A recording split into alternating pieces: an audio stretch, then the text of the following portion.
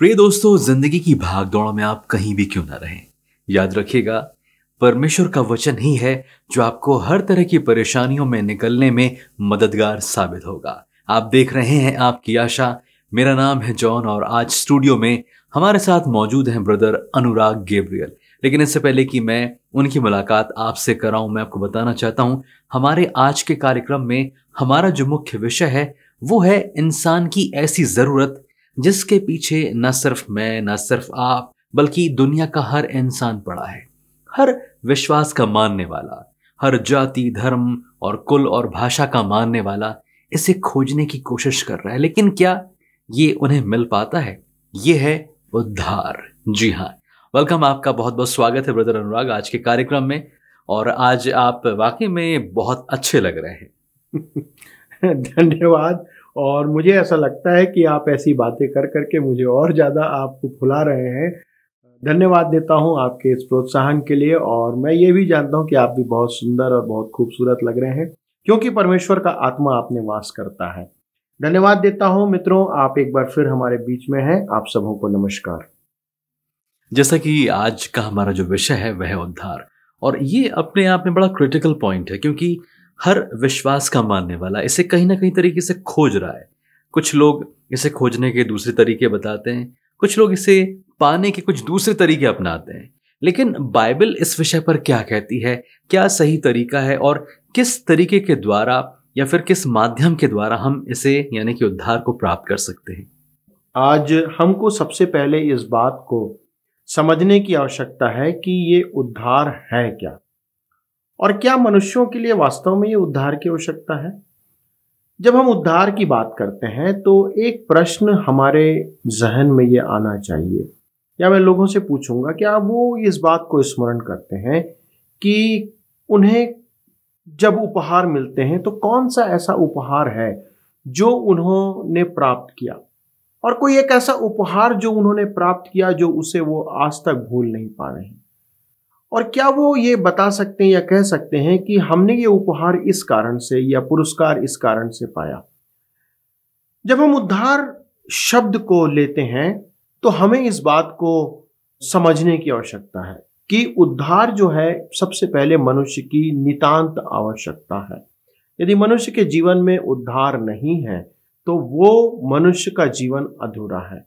उसके जीवित होने का जो मकसद है वो मकसद वो पूरा नहीं कर पाया है अब तक, यदि उसने उद्धार को प्राप्त नहीं किया।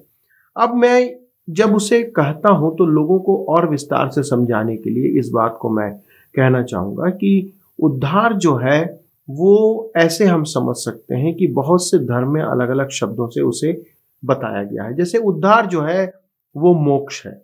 हम कहते हैं कि हमें मोक्ष प्राप्त करना है।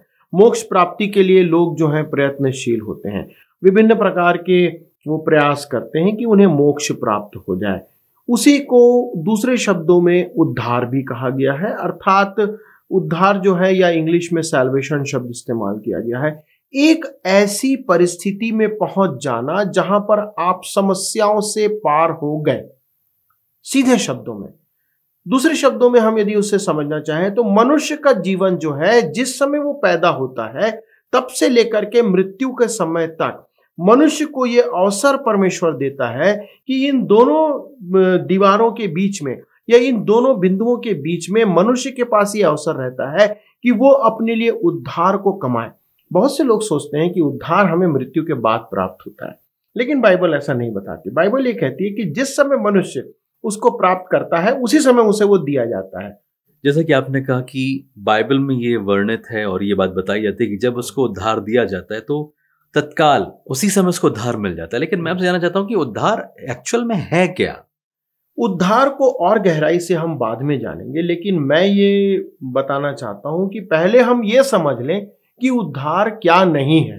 क्या नहीं है? जी, तो हम यदि ये समझ जाएंगे कि उद्धार क्या नहीं है तो हमको उद्धार को समझने में थोड़ी सी और आसानी हो जाएगी, हम सरलता से समझ पाएंगे। यदि हम बाइबल को देखें या हम समाज में आज देखें तो हमारे आसपास बहुत से लोग इसको ये समझते हैं कि हम अच्छे कार्य करें, भले कार्य करें, और उन भले कार्यों को करने के द्वारा से हमारे को उद्धार प्राप्त हो जाएगा। लोग सोचते हैं कि हम बहुत सारे लोगों की सहायता करें, गरीबों को हम सहायता करें, हम जो लोग हैं बीमार हैं उनकी सहायता करें, जिनको आवश्यकता है उनकी सहायता करें, हम अच्छे काम करें। तो ये अच्छे काम जो है वो हमारे जीवन में उद्धार को ले आएंगे। तो ये ऐसा बिल्कुल नहीं है। क्यों? यदि कई लोगों का ऐसा विश्वास है, लोग सोचते हैं कि हमारा जो जीवन है वो बही खाते के समान है। बही खाता मतलब हमने बैंक के अकाउंट के समान है। हमारा जो भी पैसा हमने उसमें जमा किया वो बढ़ते जाता है, और जो निकाल लिया वो उसमें से डेबिट होते जाता है या उसमें से खत्म हो जाता। तो हम यदि ऐसा सोचते हैं, कई लोग ये सोचते हैं कि हमारा जीवन जो है, हमारा जो उद्धार का जो अकाउंट है वो भी इसी प्रकार से अच्छे और बुरे कार्यों के साथ चलता रहता है। तो इसका मतलब यह है कि जब हमने अच्छा काम किया तो हमारे वो क्रेडिट हो जाता है, और यदि हमने बुरा काम किया तो वहां से एक काम डेबिट हो जाता है। तो हमारा यदि अच्छे काम और बुरे काम करने के, यदि हमने ज्यादा अच्छे काम किए तो हम उद्धार को प्राप्त कर लेंगे, और यदि हमने अच्छे काम ज्यादा नहीं किए या बुरे काम हमारे ज्यादा हैं तो हमारे को फिर से एक मौका दिया जाएगा, या फिर हम दोबारा से जो है जन्म लेकर के आ जाएंगे और फिर हमें मौका दिया जाएगा। तो ऐसा बिल्कुल नहीं है, क्योंकि हम अपने कार्यों से कभी भी उद्धार को प्राप्त नहीं कर सकते। दूसरी बात यह है कि हमको बहुत सी शिक्षाएं ये दी जाती हैं कि लोग कहते हैं कि आप ये चले जाओ, उधर चले जाओ, ये रीति विधि को पूरी कर लो, इस प्रकार से आप अपने जीवन को पूरा कर लो तो आप अपने जीवन में उद्धार को या मोक्ष को प्राप्त कर लोगे, या आपको निर्वाण प्राप्त हो जाएगा। तो ये जो चीजें हैं, ये उद्धार या निर्वाण या मोक्ष जो है या सैल्वेशन जो है, ये हमारे को इस प्रकार से प्राप्त नहीं हो सकता। बाइबल के अंदर यदि आप तीतुस की पत्री उसका 3 अध्याय 5वां वचन को आप पढ़ते हैं, स्पष्ट रूप से बाइबल के अंदर इस बात को लिखा गया है, और वहां पर उस बात को कहता है कि तो उसने हमारा उद्धार किया, और यह धर्म के कामों के कारण नहीं जो हमने आप किया, पर अपनी दया के अनुसार नए जन्म के स्नान और पवित्र आत्मा के हमें नया बनाने के द्वारा हुआ है। बाइबल ये बताती है कि हमारा जो उद्धार है वो परमेश्वर के द्वारा से होता है, और दूसरी बात यह है कि ये किसी भी हमारे भले काम के कारण या धर्म के काम के कारण से नहीं होता है। बाइबल कहती है हमारे धर्म के काम परमेश्वर के सामने मैले और चिथड़ों के समान है। इसी प्रकार से बाइबल जो है रोमियो की पत्री उसका 4 अध्याय उसके 3 से 5 में कहती है। आप अपनी बाइबल में पढ़िए। पवित्र शास्त्र क्या कहता है? ये कि अब्राहम ने परमेश्वर पर विश्वास किया और ये उसके लिए धार्मिकता गिना गया। काम करने वाले की मजदूरी देना दान नहीं परंतु हक समझा जाता है, परंतु जो काम नहीं करता वरन भक्तिहीन के धर्मी ठहराने वाले पर विश्वास करता है, उसका विश्वास उसके लिए धार्मिकता गिना जाता है। तो यहां पर बाइबल इस बात को हमको स्पष्ट कर देती है कि हमारा जो उद्धार है या हमारा मोक्ष है या हमारे को ये जो प्राप्त करना है मोक्ष, ये जो है वो पवित्र शास्त्र बताता है कि विश्वास के द्वारा हम धर्मी ठहराए जाते हैं। या विश्वास, जब अब्राहम ने विश्वास किया, बाइबल बताती है कि जब अब्राहम ने विश्वास किया तो वो उसके लिए धार्मिकता गिना गया। मतलब यह है कि यदि हम पापी हैं और हमारे को पाप से छुटकारा पाना है तो हमें पाप से छुटकारा पाने के लिए परमेश्वर के द्वारा से, परमेश्वर के ऊपर विश्वास करके उसके तरीके से उद्धार को प्राप्त करना होगा या मोक्ष को प्राप्त करना होगा। तो ये एक बहुत महत्वपूर्ण चीज है कि हम इस बात को जाने कि हमारे कार्यों के द्वारा जो हमारे कर्म हैं, कई लोग कहते हैं या मानते हैं कि कर्म के द्वारा से हमें उद्धार है, तो हम जितना भला कर्म करेंगे वो हमको उद्धार को प्राप्त कराएगा। ऐसा बिल्कुल नहीं है। हम यदि ऐसा सोच रहे हैं तो हम गलत फहमी में हैं, हम गलत विचारधारा के साथ जीवन जी रहे हैं। और यदि हम ऐसा ही करते रहें और एक समय जब हमारा समय समाप्त हो जाए और तब हमें इस बात को पता चले कि हम जो कर रहे थे वो तरीका बिल्कुल गलत था, और अंततः हमको ये मालूम चले कि अरे हमने जिस ट्रेन को पकड़ लिया था वो ट्रेन तो गलत दिशा में जाने वाली है, तो फिर हमारा क्या हाल होगा? उसके बाद हमारे को मौका नहीं मिलेगा। तो उद्धार या मोक्ष जो है या निर्वाण जो है वो हमारे कार्यों के द्वारा से हमें प्राप्त नहीं होता। दूसरी बात, कुछ लोग सोचते हैं कि हम यदि नियम कानून को पूरा कर लें, अर्थात व्यवस्था को, अर्थात कि हमारे सामने जो परमेश्वर या हमारे शास्त्रों में जो हमारे नियम कानून लिखे गए हैं उन रीति विधियों को पूरा कर लें, उन नियम कानूनों को हम पूरा करेंगे तो हम उसके द्वारा से उद्धार को प्राप्त कर सकते हैं। लेकिन ये भी हमको बाइबल बताती है कि ये तरीका गलत है, कि हम कोई भी मनुष्य जो है व्यवस्था के द्वारा से उद्धार को प्राप्त नहीं कर सकता, क्योंकि बाइबल हमको ये बताती है कि व्यवस्था के द्वारा पाप की पहचान होती है। तो व्यवस्था यदि हमको दी गई है तो व्यवस्था इसलिए दी गई है कि हम इस बात को जाने कि क्या सही है और क्या गलत है। तो व्यवस्था को जब हम पढ़ते हैं या व्यवस्था को जानते हैं तो व्यवस्था हमें बताती है कि हम कहाँ खड़े। एक वचन को आप यहां पर पढ़िए, रोमियो की पत्री उसका 3 अध्याय उसका 20वां वचन। यह इस प्रकार लिखा है, क्योंकि व्यवस्था के कामों से कोई प्राणी उसके सामने धर्मी नहीं ठहरेगा, इसलिए कि व्यवस्था के द्वारा पाप की पहचान होती है। और साथ ही साथ आप गलाती 5 और उसका 4 पढ़िए। यह लिखा है, तुम जो व्यवस्था के द्वारा धर्मी ठहरना चाहते हो, मसीह से अलग और अनुग्रह से गिर गए हो। अब यहां पर ये बात हमको ये 2 वचन बताते हैं कि व्यवस्था के द्वारा एक तो पाप की पहचान होती है और दूसरा ये कि व्यवस्था के द्वारा कोई भी प्राणी धर्मी नहीं ठहर सकता। क्यों? क्योंकि व्यवस्था इतनी कड़ी है, इतनी कठिन है, ये नियम इतने कठिन या क्लिष्ट बना है परमेश्वर के कि कोई भी मनुष्य उस व्यवस्था को पूरी नहीं कर सकता, चाहे वो कोई भी इंसान क्यों ना हो। हर एक मनुष्य जो है उस व्यवस्था के लिए असक्षम है और उसने उस व्यवस्था को पूरी नहीं किया। इसी प्रकार से रोमी 3 उसके 27 को यदि हम पढ़ते हैं तो वहां पे भी इस बात को बताता है। यह लिखा है, तो घमंड करना कहाँ रहा, उसकी तो जगह ही नहीं। कौन सी व्यवस्था के कारण से? क्या कर्मों की व्यवस्था से? नहीं, वरन विश्वास की व्यवस्था के कारण।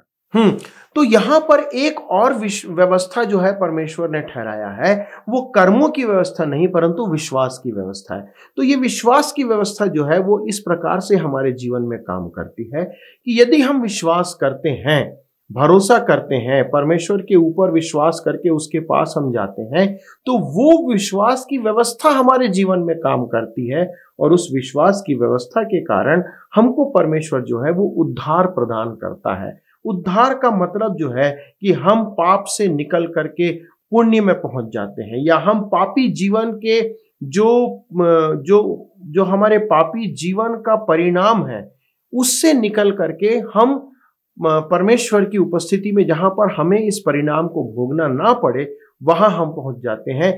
ये हमारे इस उद्धार का उद्देश्य है। अब यहां पर एक और बात आती है जिससे हम ये जान सकते हैं कि ये उद्धार या मोक्ष या निर्वाण नहीं है।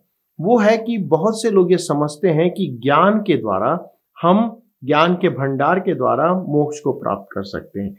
अब यदि आप यहां पर ये बात करेंगे कि सिर्फ ज्ञानी मनुष्य ही उद्धार को प्राप्त कर सकता है, तो उद्धार की आवश्यकता या मोक्ष की आवश्यकता हर एक मनुष्य को है। और यदि उस मनुष्य को बुद्धि के द्वारा या ज्ञान के द्वारा से मोक्ष मिलना होगा, तो ऐसा व्यक्ति जिसने अब तक ज्ञान प्राप्त नहीं किया, या व्यक्ति जिसको ज्ञान की कमी है, या जिसके पास संपूर्ण ज्ञान नहीं है, या जिसके पास कोई ज्ञान है ही नहीं, तो वो कैसे उस उद्धार को प्राप्त करेंगे? तो बहन, कहने का मतलब यहां पर है कि जब यदि लोग ये सोचते हैं कि नहीं, हम जितना ज्यादा ज्ञान प्राप्त करेंगे, जितना ज्यादा हम पढ़ लेंगे, जितना ज्यादा हम चीजों को समझ लेंगे, उसके द्वारा से हमको ज्ञान के द्वारा से उद्धार मिल पाएगा। लेकिन बाइबल ये बताती है कि बिल्कुल ऐसा नहीं है। हम विश्वास के द्वारा से, मसीह विश्वास करते हैं कि उद्धार केवल जो है हमारे उस गुप्त ज्ञान रखने की तक ही सीमित नहीं है, परंतु हम प्रत्येक व्यक्ति के लिए जो प्रभु यीशु मसीह है उसके ऊपर विश्वास करने के द्वारा से हम उद्धार को प्राप्त करते हैं। पहला तीमुथियुस 2 उसका 3 और 4, वहां पर वो इस बात को लिखता है। यह हमारे उद्धारकर्ता परमेश्वर को अच्छा लगता और भाता भी है, जो ये चाहता है कि सब मनुष्यों का उद्धार हो और वे सत्य को भली भांति पहचान लें। तो ये हमारे लिए बहुत एक अलार्मिंग सिचुएशन है, इस बात को जानना कि जो हम ये सोच रहे थे कि हमारा ये तत्व ज्ञान है, ये हमारा सांसारिक ज्ञान है, या हमारी पुस्तकों को पढ़ लेने के द्वारा से हम यदि उद्धार को प्राप्त कर लेंगे, ये सोच रहे थे, तो ये बहुत ही हम धोखे में अपना जीवन जी रहे थे। उसी प्रकार कुलोसियों की पत्री 2 अध्याय उसके 8वें वचन में ये लिखता है कि चौकस रहो कि कोई तुम्हें उस तत्व ज्ञान और व्यर्थ धोखे के द्वारा अहेर ना कर ले, तुमको अपने जाल में फंसा ना ले, जो मनुष्यों के परंपराई मत और संसार की आदि शिक्षा के अनुसार है, पर मसीह के अनुसार नहीं। तो ऐसी बहुत सी आदि शिक्षाएं हैं जो परंपरा के द्वारा चली आ रही हैं, हमारे परंपराई मत और संसार की आदि शिक्षा। कुछ लोग कहते हैं कि हमारा जो ज्ञान है वो तो आदि ज्ञान है, वो बहुत सालों का ज्ञान है, हमारा जो विश्वास है वो बहुत आदि विश्वास है, कई वर्षों पुराना, कई सैकड़ों वर्ष पुराना ये हमारा विश्वास है जिस पर हम चले आ रहे हैं। यहूदियों को भी इसी बात पे बहुत घमंड था कि हमारा जो धर्म है, हमारा जो विश्वास है, वो बहुत समय से चला आ रहा है, बहुत पुराना है और बाप दादों से चला आ रहा जो विश्वास है। पौलुस लिखता है कोई भी आपके परंपराई मत, जो परंपरागत तरीके से चले आ रहा है, कोई भी संसार की आदि शिक्षा जो है, वो आपको उद्धार नहीं दिला सकती। कोई ऐसा ज्ञान नहीं है जो कि आपको उद्धार दिला सके, पर आवश्यकता यह है कि वो मसीह यीशु के द्वारा से या मसीह के अनुसार हो। तो मसीह यीशु का जो ज्ञान है वो हमारे लिए आवश्यक है, जो कि हमको उद्धार दिला सकता। तो हमने ये बात जान लिया कि हमारे लिए उद्धार कहाँ से नहीं है, क्या नहीं है। पहला तो ये कि हम कितने भी भले काम कर लें वो हमारे को उद्धार नहीं दिला सकते। हम कितना भी ज्ञान रख लें, हम उसके द्वारा से उद्धार को प्राप्त नहीं कर सकते। तो ये सारी चीजें हमें मिल करके हम वो उद्धार दिला नहीं सकते। ओके, तो उद्धार प्राप्त हम कैसे कर सकते हैं? एक वचन यहाँ पर आप पढ़िए जो आपको इस बात में सहायता करेगा। इफिसी 2 उसका 8 और 9। यह लिखा है, क्योंकि विश्वास के द्वारा अनुग्रह ही से तुम्हारा उद्धार हुआ है, और यह तुम्हारी ओर से नहीं वरन परमेश्वर का दान है, और ना कर्मों के कारण, ऐसा ना हो कि कोई घमंड करे। तो यहाँ पर वो स्पष्ट रूप से कहता है कि जो विश्वास है उसके द्वारा अनुग्रह से। अब यहाँ पर दो चीजें समझने की जरूरत है कि एक है विश्वास और दूसरा है अनुग्रह। ये अनुग्रह जो है ये परमेश्वर का है। परमेश्वर जब हम पर अनुग्रह करता है तो ये विश्वास हमारे जीवन में क्रियाशील होता है। अर्थात कौन सा विश्वास, किस पर विश्वास? ये विश्वास जो है वो प्रभु यीशु मसीह पर अर्थात परमेश्वर पर विश्वास। तो परमेश्वर ने एक मापदंड बनाया, एक मापदंड ठहराया कि जो कोई उस पर विश्वास करे वो नाश ना हो। किस पर? प्रभु यीशु मसीह पर, अर्थात परमेश्वर की बातों के ऊपर। परमेश्वर ने इस बात को हम सबों के लिए ठहरा दिया। तो आवश्यकता यहां पर यह आती है कि जब हम इस बात को सुनते और समझते हैं तो हमारे को कोई काम करने की आवश्यकता नहीं। हमको कोई पहाड़ चढ़ने की जरूरत नहीं है, हमको कोई नदी नाले पार करने की जरूरत नहीं है, हमको किसी समुद्र में जाने की जरूरत नहीं है, हमको इधर उधर भटकने की जरूरत नहीं है, हमको उपवास करने की जरूरत नहीं है, हमको फलाने ढिकाने प्रकार के रीति रिवाज करने की जरूरत नहीं है। हमारे को यदि उद्धार प्राप्त करना है, हमारे को यदि पाप से पुण्य में चला जाना है, या हमारे को ये समझे कि पाप के दंड से निकल करके हमको पाप के दंड के बाहर पहुंचना है, ये है उद्धार। उसको प्राप्त करने के लिए हमको विश्वास करना है। अब आप मुझको ये बताइए जॉन कि यदि मैं आपसे कहूं आपको ये पेन मैं दे सकता हूं, मैं आपको ये पेन इनाम में दे सकता हूं। आपके पास दो तरीके हैं। आपको यदि इस पेन को प्राप्त करना है तो आपके लिए आवश्यक क्या है? दो तरीके हैं। एक ये है कि आप जाइए 10-12 चक्कर लगा के आइए, आप 50 दिन आप या 1 महीना उपवास रखिए और बहुत सारे काम कीजिए, और उसके बाद आप आइए तो आपको मैं ये इतना काम करने के बाद मैं आपको ये पेन जो है वो उपहार के रूप में दूंगा। लेकिन यदि मैं आपसे दूसरा विकल्प आपके सामने रखता हूं, ये कहता हूं कि यदि आप ये विश्वास करते हैं कि इस पेन को आप प्राप्त कर सकते हैं और इस विश्वास को यदि आप प्रभु यीशु मसीह पर करते हैं तो आपको मैं ये पेन देता हूं। तो यहां पर कहने का मतलब ये क्या है कि यदि आपके सामने दो विकल्प हैं कि आपको बहुत परिश्रम करके कोई चीज प्राप्त करनी पड़े और आपको सिर्फ विश्वास के द्वारा से वो चीज प्राप्त करनी पड़े, तो आप किस माध्यम से उसे प्राप्त करना उचित समझते हैं? विश्वास के द्वारा ही। विश्वास के द्वारा। क्यों?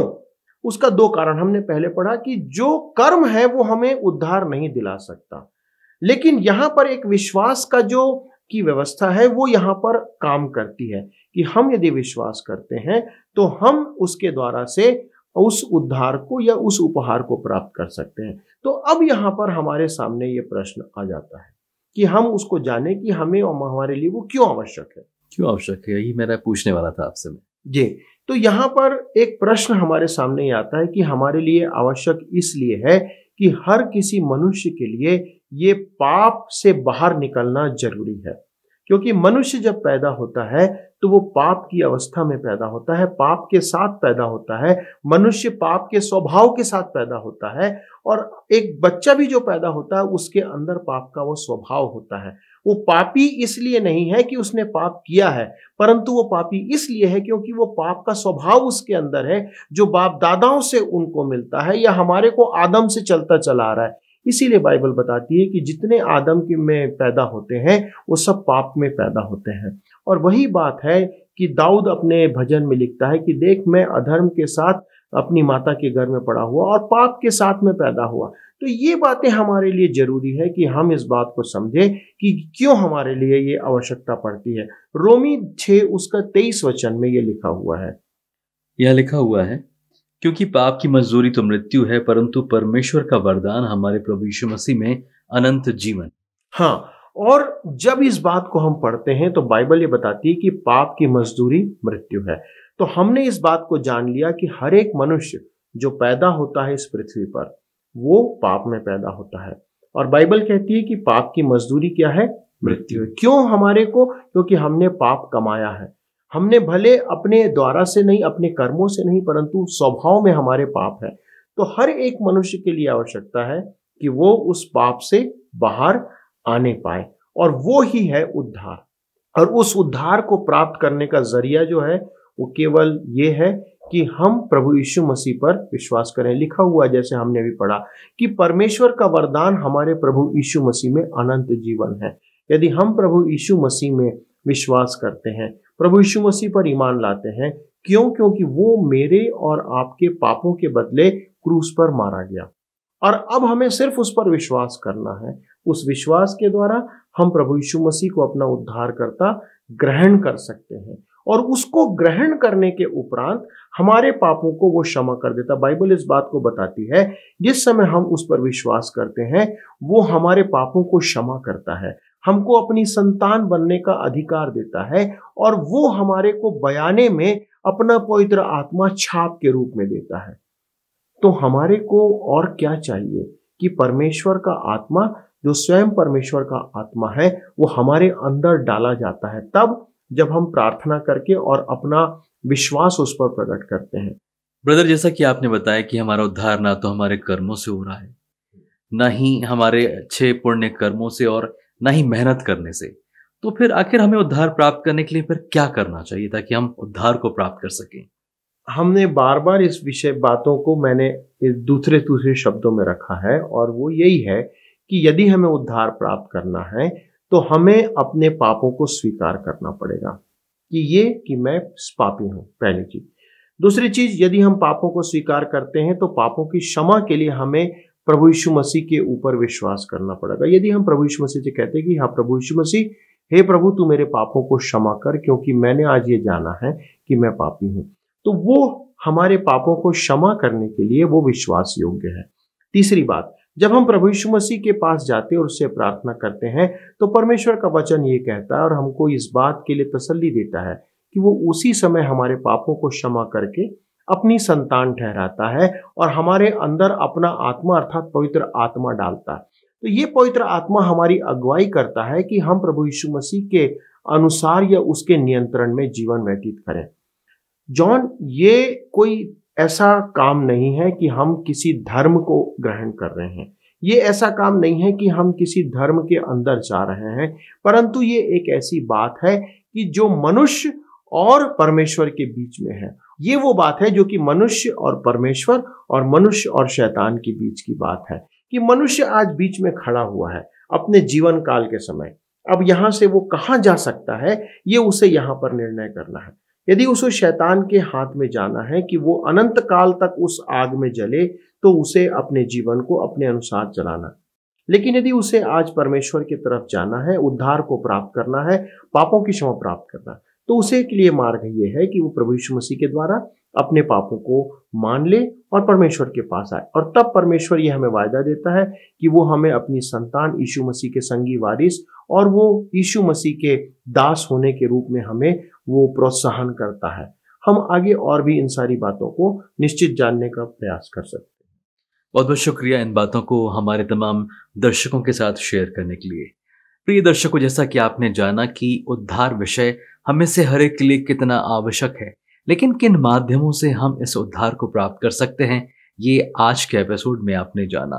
उद्धार ना तो हम अपने कर्मों से हासिल कर सकते हैं, ना ही मेहनत से, और ना ही यहाँ वहां जाने से, लेकिन उद्धार हमें मिलता है सिर्फ प्रभु यीशु मसीह पर विश्वास करने के द्वारा और अपने पापों को मानने के द्वारा। लेकिन आज के कार्यक्रम में हम अपनी बात को यहीं पर रोक रहे हैं, लेकिन इस उम्मीद के साथ कि अगले कार्यक्रम में हम आपसे मिलेंगे एक नए विषय के साथ। तब तक अगर आप कुछ और जानना चाहते हैं विश्वास के कारण या फिर उद्धार के कारण, या जो भी विषय आपके पास है, अगर आप जानना चाहते हैं तो स्क्रीन पर दिए गए नंबर पर आप हमसे संपर्क कर सकते हैं। आप हमें कॉल कर सकते हैं, ईमेल कर सकते हैं, खत लिख सकते हैं, व्हाट्सएप कर सकते हैं। जैसा आपको सही लगे आप वैसा कर सकते हैं, और हमें बड़ी बेसब्री से आपके फोन कॉल्स का, मैसेजेस का इंतजार रहेगा। लेकिन अब हम दोनों मिलकर आपके लिए प्रार्थना करने वाले हैं कि अगर आपके दिल में उद्धार को लेके जरा सा भी शक है तो वो शक दूर हो जाए और प्रभु आपसे बातचीत करे। ब्रदर अनुराग हमारे सामने हैं और हमारे साथ हैं, वो हमारे लिए प्रार्थना करेंगे।